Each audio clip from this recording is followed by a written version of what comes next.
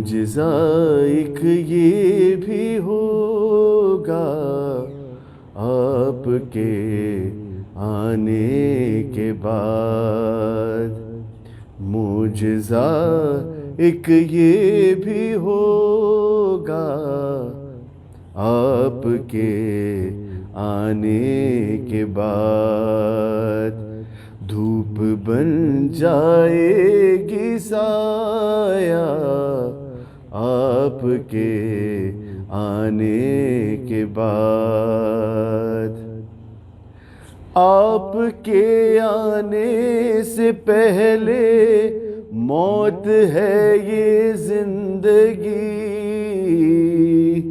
زندگی خود ہوگی زندہ آپ کے آنے کے بعد، خود ہی ہو جاؤں گا حاضر آپ کے دربار میں، میں نہ لوں گا استخارہ آپ کے آنے کے بعد، ہم تو کیا آپ کے دشمن سے خود لے گی زمین، آپ کے جانے کا بدلہ آپ کے آنے کے بعد، کہہ رہے ہیں جو تماشا ماتم شبیر کو، اور خود بنیں گے وہ تماشا آپ کے آنے کے بعد، معجزہ ایک یہ بھی ہوگا آپ کے آنے کے بعد۔ اعوذ باللہ من الشیطان الرجیم، بسم اللہ الرحمن الرحیم۔ تمام تعریف خدائے برتر کے لیے، درود و سلام محمد و آل محمد کے لیے۔ ناظرین اکرام السلام علیکم، میں آپ کا میزبان خاور رضا نقوی، قائم ٹی وی کا خصوصی پروگرام جو کہ غیبت امام زمان علیہ السلام کے موضوع پر ہے، آپ کی خدمت میں لے کر آیا ہوں۔ اور یہ آج خاص عید کا دن ہے اور ہم عید منائیں گے۔ بالخصوص دعا ہے پروردگار عالم سے کہ جلد سے جلد امام کا ظہور ہو، تاکہ ہم ان کے دور میں ان کی امامت کے ساتھ ہم عید منائیں۔ جی ناظرین، ہم مسلسل غیبت امام زمان علیہ السلام پر بات کریں گے۔ آج کے اس پروگرام میں ہمارے اسٹوڈیو میں بے انتہا خوبصورت گفتگو کرنے والے بہترین علامہ مولانا ڈاکٹر علی عباس زیدی صاحب موجود ہیں، جو کہ نہ بہترین گفتگو کرتے ہیں بلکہ لوگوں کی زندگیاں بچاتے ہیں، ڈاکٹر کے شعبے سے تعلق رکھتے ہیں، بے انتہا خوبصورت گفتگو کرتے ہیں۔ آئیے چلتے ہیں ان کی طرف اور ہم گفتگو کا آغاز کرتے ہیں آج کے پروگرام میں۔ السلام علیکم ڈاکٹر صاحب۔ بسم اللہ الرحمن الرحیم، وعلیکم السلام۔ مجھے خوشی اس بات کی ہے کہ آپ نے ایک انتہائی اہم موضوع کی پر گفتگو کرنے کے لیے مجھ ناچیز کا انتخاب کیا، اور یہ وہ موضوع ہے کہ جس کے متعلق گفتگو ہر فورم سے ہونی چاہیے اور بے انتہا ہونی چاہیے، بے شک، اس لیے کہ امام زمانہ علیہ السلام کی ذات مبارکہ حقیقت میں قرب قیامت کے نزدیک حق اور باطل کی میزان جو ذات قرار پائے گی، وہ سرکار حجت دورہ کی ذات مبارکہ ہے۔ بے شک، تو قائم ٹی وی بھی اور آپ بھی میری طرف سے مبارکباد کے مستحق ہیں کہ آپ نے اس ذکر کا، اس موضوع کا انتخاب کیا کہ جو موضوع ہماری موجودہ حالات سے اور ہماری زندگیوں سے بہت زیادہ ریلیونٹ ہے۔ آپ کا بہت بہت شکریہ کہ آپ ہمارے اس پروگرام میں شامل ہوئے، اور ہم مسلسل آج کے پروگرام میں بات کریں گے عید کے اس خاص پروگرام میں، جو کہ ہم ایک میسیج ریکارڈ کرانا چاہتے ہیں، ایک میسیج دینا چاہتے ہیں کہ ہم غیبت امام زمان علیہ السلام میں ہمیں کیسے تیاری کرنی ہے۔ آج ہم اسی موضوع پر بات کریں گے اور انشاءاللہ آپ ہمیں کچھ سوالوں کے جواب بھی دیں گے۔ جی ڈاکٹر صاحب، میرا آپ سے پہلا سوال ہے کہ آپ بتائیے غیبت امام زمان علیہ السلام میں ہماری کیفیت انتظار کیا ہونی چاہیے، اس پر آپ تھوڑی روشنی ڈالیں ہمارے ناظرین کے لیے۔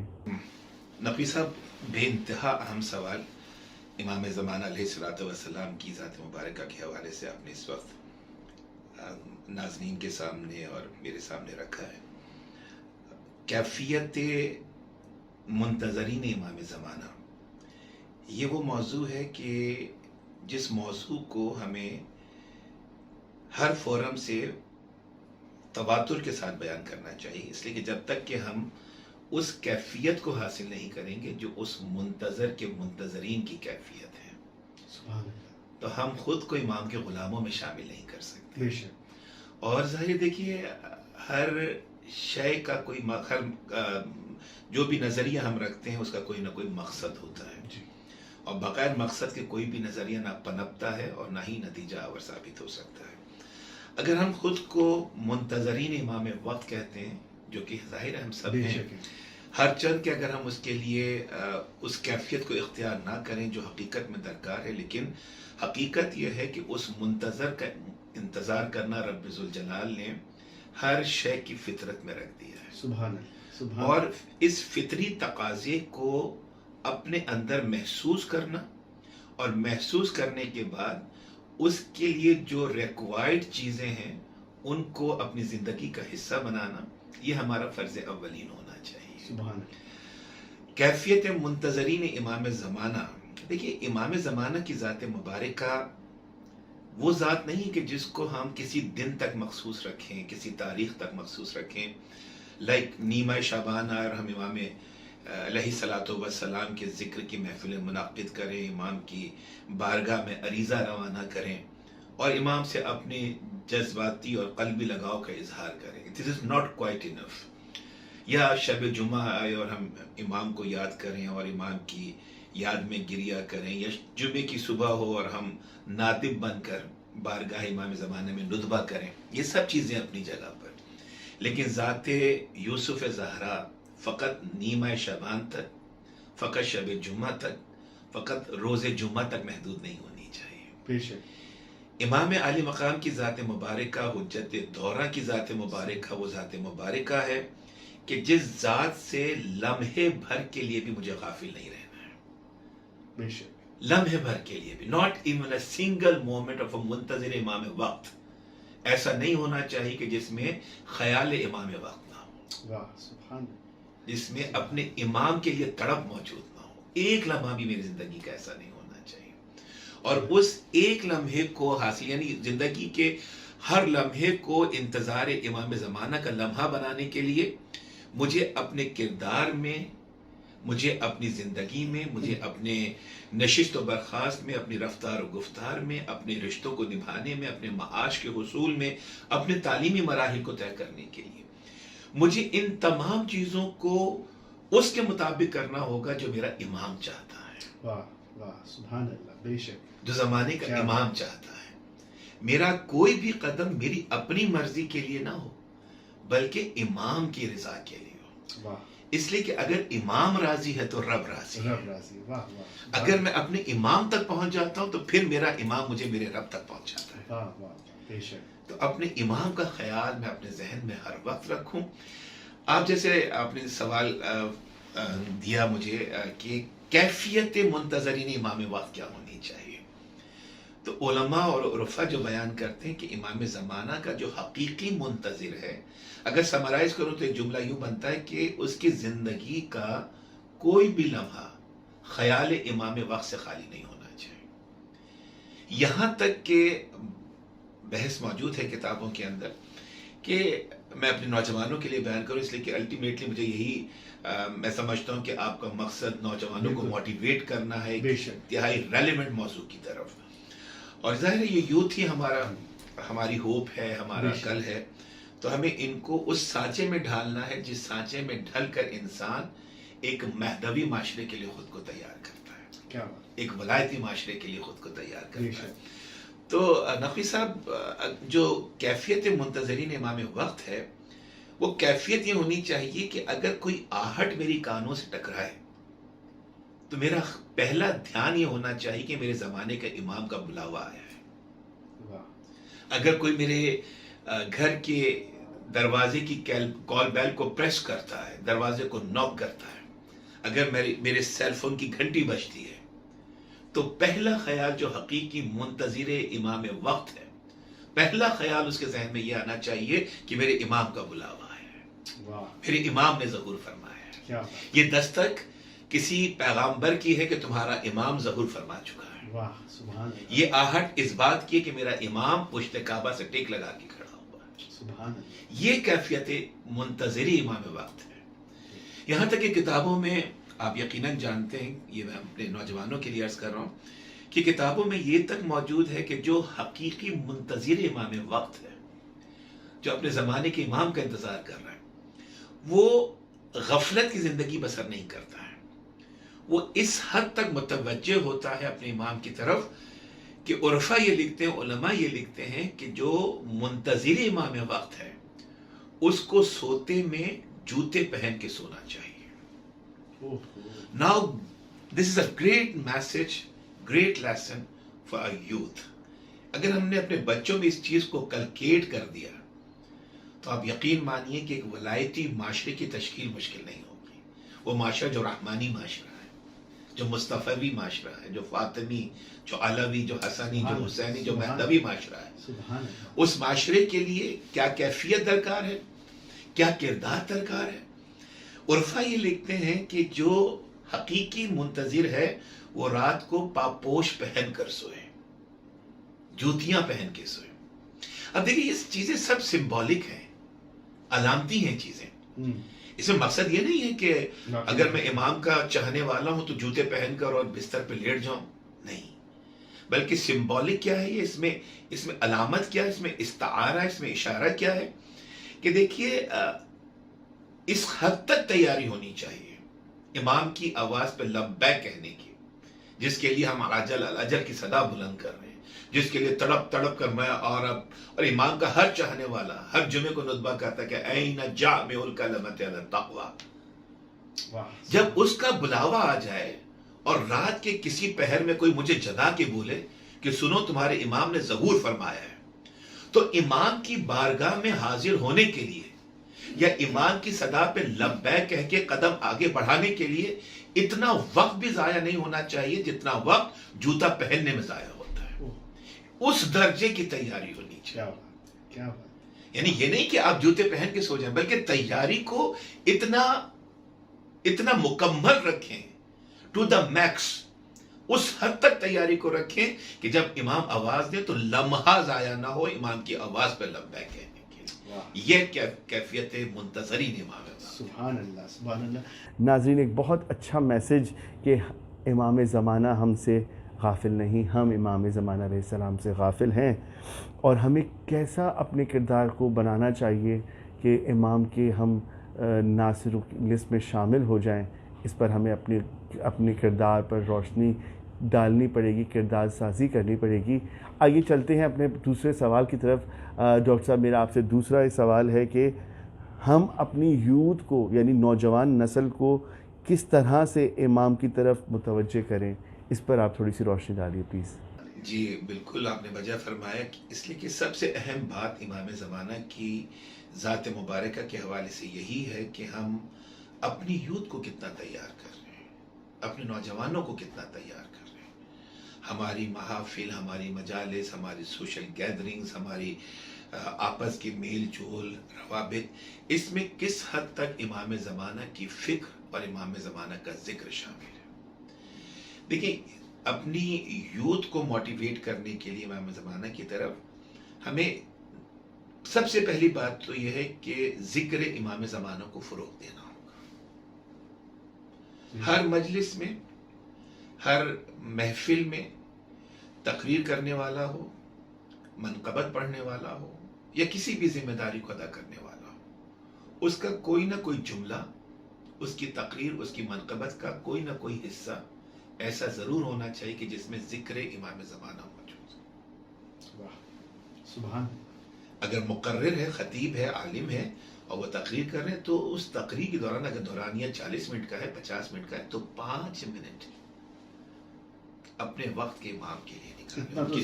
इतना तो होना चाहिए। इतना तो होना चाहिए। کیونکہ وقت زمانہ بھی ان کا ہی ہے اور جی ظہور بھی قریب جی ہے. ہم ان کی رعیت ہیں, بے شک. ان کے زمانہ امامت میں ہم زندگی گزار رہے ہیں, ہر چند کے وہ پردہ غیبت میں ہے, لیکن از ڈیفینیٹلی ہم سے غافل نہیں ہے, بلکہ المیہ تو یہ ہے کہ ہم ان سے غافل ہیں. اور جب یہ غفلت ختم ہو جائے گی تو امام پردہ غیبت سے عالم ظہور میں تشریف لائیں گے. تو نوجوانوں کو اس موضوع کی طرف راغب کرنے کے لیے دیکھیں دو چیزیں ہمیں کرنی پڑیں گی. پہلی چیز تو یہ ہے کہ ہمارا جو نوجوان ہے نا وہ ایک کنفیوژن کا شکار ہے. ہم نے ذات امام زمانہ کو اس کے سامنے اس طرح سے پیش کیا ہے کہ وہ ذات حجت دورہ سے خود کو کوریلیٹ نہیں کر پا رہا ہے, وہ ایک ربط نہیں بنا پا رہا ہے, وہ ایک توسل کو قائم نہیں کر پا رہا ہے. اس لیے کہ دیکھیں ہم نے جس طرح سے امام وقت کی ذات مبارکہ کو لوگوں کے سامنے, بچوں کے سامنے بیان کیا, تو بچے یہ سمجھتے ہیں کہ وہ حقیقت بھی یہی ہے کہ ظاہر ہے وہ معصوم ہیں, وہ اور ہم خاکی آسی انسان, ہم ان کی معرفت کا حق ادا نہیں کر سکتے.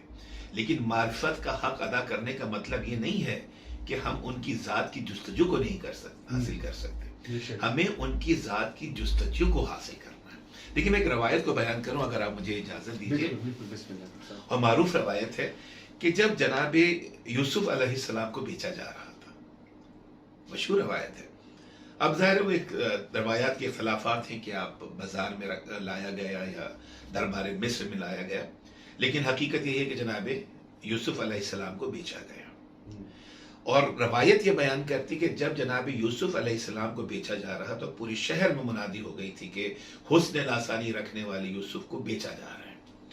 تو اب جو اس شہر کے رہنے والے تھے, عمرہ تھے, رؤوسہ تھے, جو ایلیٹ کلاس تھی, مالدار لوگ تھے, وہ طلب جناب یوسف میں آگے بڑھے اور ظاہر قیمتی حسن لاسانی رکھتے تھے. جتنی چیز زیادہ حسین ہوگی اتنا ہی زیادہ اس کا دام لگے گی, اس کی قیمت ہوگی. That is a proven fact. تو اب رؤوسہ نکلے, عمرہ نکلے, وزراء نکلے, ایلیٹ کلاس نکلی, تو جتنا ان کے پاس تھا مال و زر لے کر, جواہر لے کر, پیسہ لے کر, اپنے ٹوٹل ایسٹس لے کے نکلے کہ ہم طلب جناب یوسف میں جا رہے ہیں. اب بچے سنیں, نوجوان سنیں اس بات کو بہت غور سے کہ طلب امام زمانہ کیا ہے. روایت کہتے کہ جب طلب یوسف میں چلے, عمرہ, رؤوسہ, شہر کے متبل لوگ جو مالدار لوگ تھے, تو انہی لوگوں میں ایک ضعیفہ بڑھیا بھی تیزی سے جا رہی تھی, جو کہ چرخہ کاٹتی تھی, دھاگا بناتی تھی اور اس سے اپنا گزر بسر کرتی تھی. That was her total asset. تو اب اس کے ہاتھ میں ایک دھاگے کی اٹی ہے اور وہ تیزی سے بھاگتی چلی جا رہی ہے. اب ہر دور میں کریٹیسائز کرنے والے لوگ ہوتے. جب لوگوں نے, نوجوانوں نے, منچلوں نے اس ضعیفہ کو عمرہ اور رؤوسہ کے درمیان طلب جناب یوسف میں جاتے ہوئے دیکھا, اور ہاتھ میں فقط دھاگے کی کٹی ہے, دوسری طرف جو لوگ جا رہے ہیں مال و زر لے کر, زر و جواہر لے کر جا رہے ہیں, تو کسی نے آگے بڑھ کے پوچھا نقوی صاحب کہ کہاں کا ارادہ ہے؟ کہا تم نہیں جانتے یوسف کو بیچا جا رہا ہے, اس کی طلب میں جا رہی ہوں, اس کو خریدنے کے لیے جا رہا ہوں. مسکرائے, ہنسے, اور کسی کے مسکرانے سے, تمسخر اڑانے سے مجھے اور آپ کو جو حق کے راستے میں پریشان نہیں ہونا چاہیے. مذاق اڑایا, تمسخر کیا. کیا تو کیا سمجھتی ہے کہ جو عمرہ اور رؤوسہ جا رہے ہیں اور زر و جواہر لے کر, کیا ان کے مقابلے میں تو دھاگے کی اٹی سے یوسف کو خرید لے گی؟ اب کیا خوبصورت جواب اس نے دیا. اگر یہ فکر جو اس ضعیفہ کی فکر ہے, اگر میری فکر ہو جائے, اگر آج کے ہر منتظر امام وقت کی فکر ہو جائے, تو کامیابی دور نہیں ہے, منزل دور نہیں ہے. جب منچلوں نے اسے کہا کہ کیا تو یہ سمجھتے کہ دھاگے کی اٹی سے یوسف کو خرید لے گی, تو اب اس نے بڑے فخر سے ان سوال کرنے والوں کی طرف دیکھا اور ایک بہت خوبصورت جواب دیا. مسکرا کے کہتی کہ جانتی میں بھی ہوں کہ اس دھاگے کی اٹی سے میں یوسف کو خرید نہیں سکتی ہوں. غور فرمائیے گا, جانتی میں بھی ہوں کہ دھاگے کی اٹی سے میں یوسف کو خرید نہیں سکتی. کہا پھر کیوں جا رہی ہے؟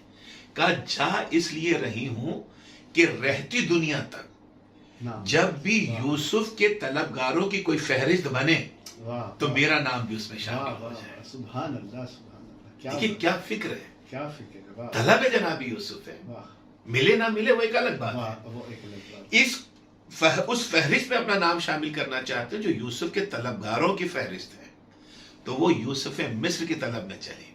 واہ میں آپ ہم سب یوسف زہرا کی طلب میں. بے شک بے شک تو کچھ تو ایسا ہو کہ ہمارا نام ان کے چاہنے والوں میں شامل ہو جائے, ان کے طلبگاروں میں شامل ہو جائے. اور یہ کچھ ایسے نہیں ہو جائے گا, اس کے لیے مجھے اپنے کریکٹر کو ایلیویٹ کرنا ہوگا, اپنے کردار کو بڑھانا ہوگا. بے شک اور کردار کس طرح سے بڑھے؟ علماء, عرفاء, مردان حق, صاحبان معرفت ہمیں وہ طریقے بتلا کے گئے ہیں, وہ اصول بتلا کے گئے ہیں جو ہمیں امام وقت سے نزدیک کرتے ہیں, واہ جو ہمیں زمانے کے امام سے نزدیک کرتے ہیں. دیکھیے سب سے پہلی بات جو میں نے پہلے بھی عرض کیا کہ تڑپ دل میں ہونی چاہیے, راستہ خود بخود کھلتا چلا جاتا ہے. واہ بے شک آپ طلب میں آگے بڑھیں, خلوص نیت کے ساتھ آگے بڑھیں. جس کی طلب میں آپ آگے بڑھیں گے وہی آگے بڑھ کر ہاتھ کو تھامے گا. سبحان یہ میرا یقین ہے, یہ میرا ایمان ہے. سبحان جی ڈاکٹر صاحب میرا آپ سے ایک سوال اور ہے کہ غیبت امام زمان علیہ السلام پہ ہماری کیا ذمہ داریاں ہیں, اس پر بھی تھوڑی سی روشنی ڈالیں ہماری ناظرین کے لیے. جی, غیبت امام میں ہماری ذمہ داریاں, جیسے کہ ایک گفتگو کا تسلسل ہی ہوگا, جیسے میں پہلے بھی عرض کر رہا تھا کہ غیبت امام میں ہماری ذمہ داریاں اس معاشرے کو قائم کرنے کی ذمہ داری ہے جو کہ ایک ولایتی معاشرہ ہے. اور اس ولایتی معاشرے کو قائم کرنے کے لیے سب سے پہلی چیز جو وہ کردار سازی ہے. کردار ساز بے شک جب تک کردار سازی نہیں ہوگی معاشرہ سازی نہیں ہو سکتی, اس لیے کہ معاشرہ کردار سے بنتا ہے. اور کردار, اپنا کردار میں خود بناؤں گا, اور ہر مثبت کردار معاشرے میں ایک مثبت تبدیلی کو لے کر آتا ہے.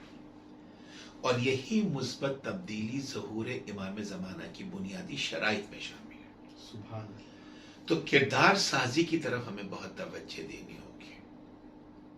اور یہ کردار سازی, اس میں دیکھیں دین جو ہے نا وہ ٹوٹل سبمیشن کا نام ہے.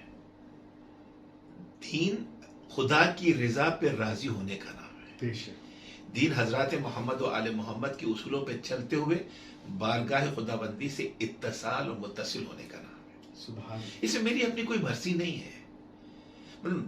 میں I cannot manipulate the دین, بے کہ شک دین کو اپنے فائدے کے لیے جہاں فائدہ سمجھوں دین کو اختیار کر لوں, اور جہاں دین میرے بینیفٹ سے کولائڈ کر رہا ہے, متصادم ہو رہا ہے, وہاں پہ دین کو میں ایک طرف رکھوں اور اپنے فائدے کو, اپنے مقصد کو مقدم رکھتے اپنی زندگی کو آگے بڑھ. اٹس ناٹ سو.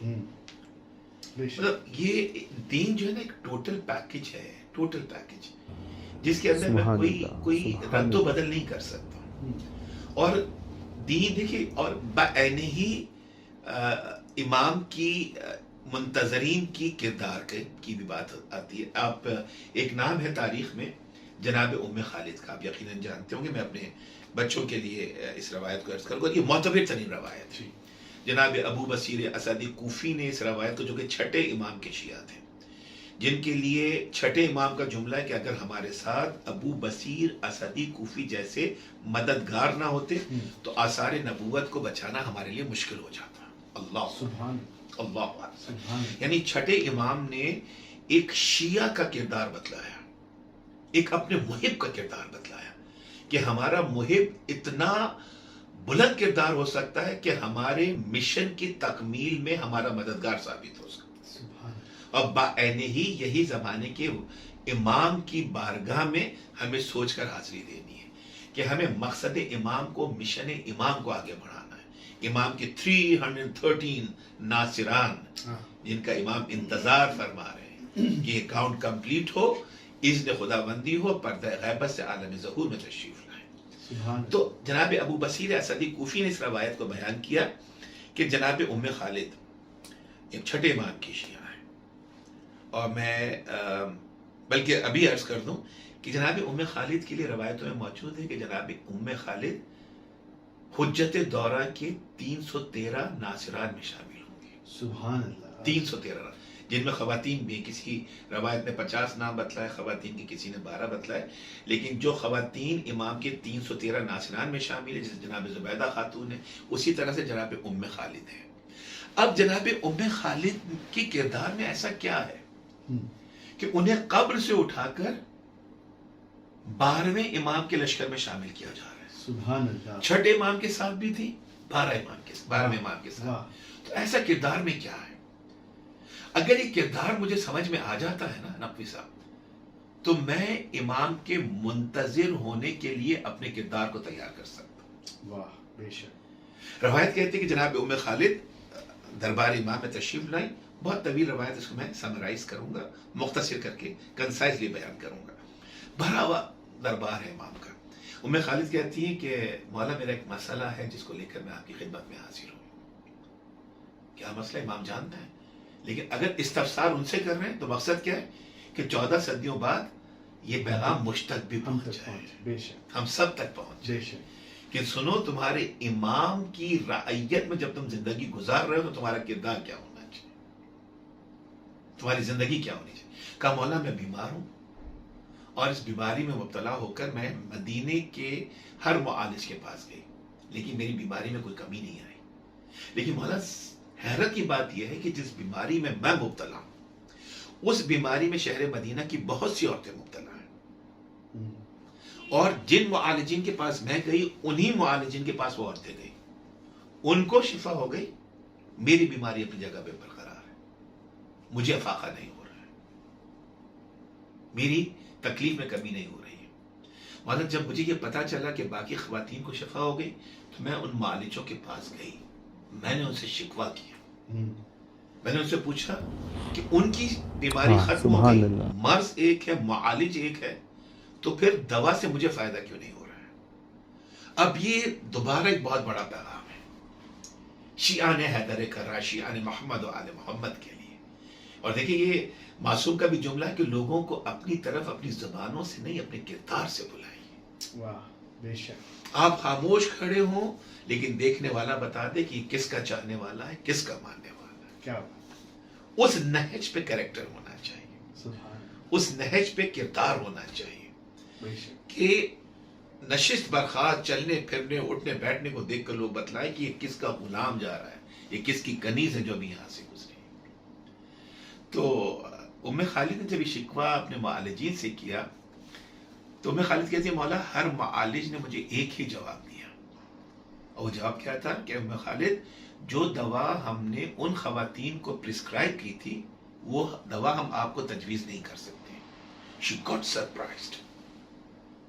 ام خالد کہتی میری حیرت کی انتہا نہیں رہی، میں نے ان سے شکوہ کیا کہ کیوں آپ مجھے پرسکرائب نہیں کر سکتے، کیا وہ ایکسپینسو میڈیسن ہے، میں افورڈ نہیں کر سکتی، کیا مسئلہ ہے، آپ نے کیوں نہیں دی مجھے وہ دوا؟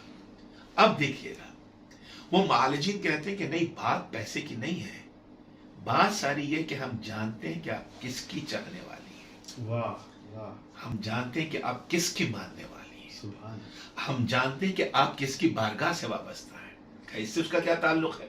کہا بہت گہرا تعلق ہے، ہم جانتے تھے کہ اگر ہم نے وہ دوا آپ کو پرسکرائب کی تو آپ کبھی اس دوا کو استعمال نہیں کریں گی۔ کہا کیوں نہیں استعمال کروں گی؟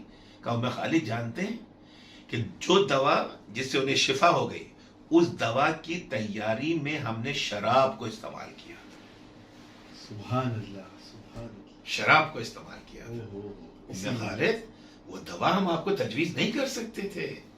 دیکھیے کیا ایکنالجمنٹ ہے کیریکٹر کی، واہ، کیا ایکنالجمنٹ ہے کردار کی، اس کردار کی جو زمانے کے امام کی بارگاہ سے وابستہ ہے، جو وقت کے امام سے منسلک اس کردار کی ایکنالجمنٹ خیر کر رہے ہیں واہ، کہ ہم نہیں پرسکرائب کر سکتے تھے آپ کو وہ دوا، کیا بات، اس لیے کہ اس میں شراب استعمال ہوا تھا۔ ہم جانتے تھے کہ اگر ہم نے آپ کو دوا دی تو آپ دوا کو استعمال نہیں کریں گی، آپ مر جائیں گی، آپ مرض کی شدتوں کو برداشت کر لیں گے، لیکن خلاف دین، خلاف شریعت، خلاف حکم امام وقت آپ جانا برداشت نہیں کریں گے۔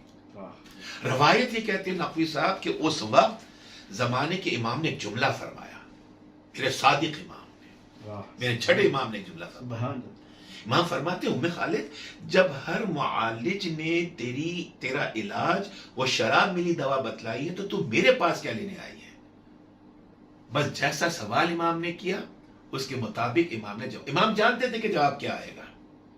और हर आशिक़े इमाम वक्त के लिए इमाम ने सवाल करके उम्मे खालिद की ज़बान से उसूल मुहैया कर दिया। उम्मे खालिद ने निगाह उठाई, वक्त के इमाम की तरफ देखा, जुमला कहा कि मौला मैंने उन्हें अपना मुआलिज माना था, अपना इमाम नहीं माना था। मेरा इमाम तू है फर्जंदे रसूल। अगर आप हुक्म करेंगे तो दवा इस्तेमाल करूंगी, मना कर देंगे तो मर जाऊंगी, दवा की तरफ नहीं जाऊंगी। सुभान अल्लाह। अब नतीजा देखिएगा।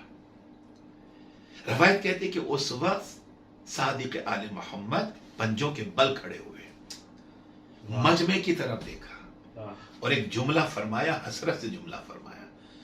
और मैं तो ये कहता हूं, मेरा तस्वुर ये कहता है कि ये जुमला जमाने का इमाम भी फरमा रहा है। अगर मैं अपने सामने फहम को बेदार करूं तो फजाओं में मेरे वक्त के इमाम का जुमला गूंज रहा है। इमाम ने मजमे की तरफ देखा, छठे इमाम ने, और हसरत से एक जुमला कहा, काश हमारा हर चाहने वाला उम्मे खालिद की तरह हो जाए। तो अगर उम्मे खालिद 12वें इमाम के लश्कर में शामिल है तो क्यों शामिल है कि जमाने के इमाम की हुक्म के खिलाफ कभी जिंदगी नहीं गुजारी है। तो अगर मैं वक्त के इमाम की हुक्म के मुताबिक जिंदगी को गुजारूं तो मैं उस माशरे को कायम कर सकता हूं जो माशरा ज़हूर इमाम वक्त के लिए दरकार है। सुभान अल्लाह। डॉक्टर साहब बहुत बहुत शुक्रिया, आपने बेइंतहा खूबसूरत सवालों के जवाब दिए और बेइंतहा खूबसूरत गुफ्तगू फरमाई। नाज़रीन इकराम, इस वक्त हमारे इस प्रोग्राम का वक्त जो है अपने इख्ताम की तरफ जाता है। इंशाअल्लाह इस गुफ्तगू को हम जारी रखेंगे। इंशाअल्लाह कल हम यही प्रोग्राम आपकी खिदमत में जहाँ से हम छोड़ रहे हैं वहीं से हम इंशाअल्लाह कंटिन्यू करेंगे। आप हमारे साथ रहिए, देखते रहिए कायम टीवी कनाडा। मुझसा एक ये भी होगा आपके आने के बाद,